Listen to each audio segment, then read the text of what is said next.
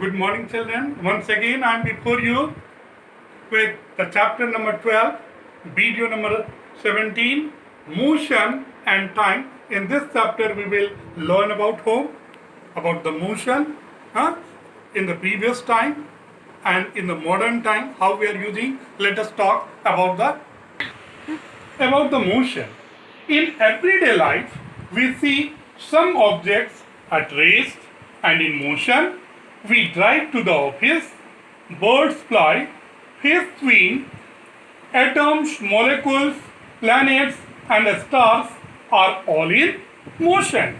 We often perceive an object to be in motion when its position changes with time.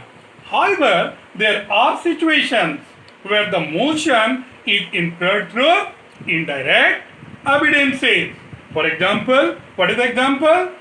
We infer the motion of air by observing the movement of leaves and branches of trees that you can see in day-to-day life. Now, measurement of time in ancient era. How the time was measured during the ancient era. What do we know about the time? Time is the moment or duration in which things occur. The relevance of time cannot be ignored in our life today because we know time is precious. Time and tide wait for none. We often find ourselves using the element of time for various purposes. When will the next train leave?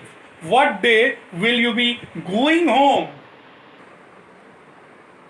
All these questions can be answered only by using the fundamental quantity. And what is the fundamental quantity? That is the time. Time has only one direction, that is forward. That is, time has never been observed to run backwards as it might appear to do so when a film is run backwards in a projector. You can see it during the online class, you can do the backward and forward after what? After the recording. But as usual, we cannot go through the backwards in time.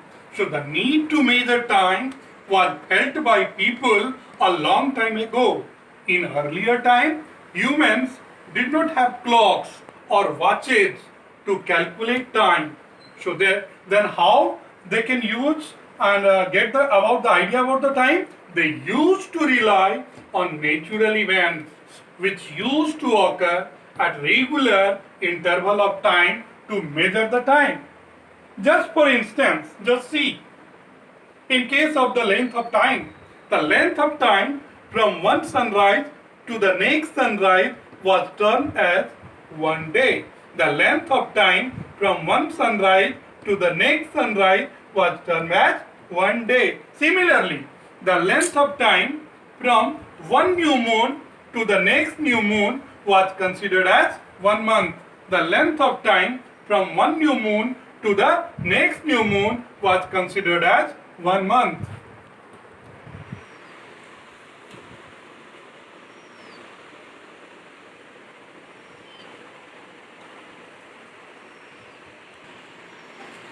Just another instance, the time taken by the Earth to complete one revolution of the sun was considered as 1 year. The time taken by the Earth to complete one revolution of the sun was considered as 1 year. The ancient people used many tools to measure the time like sundial, sand clock or water clock.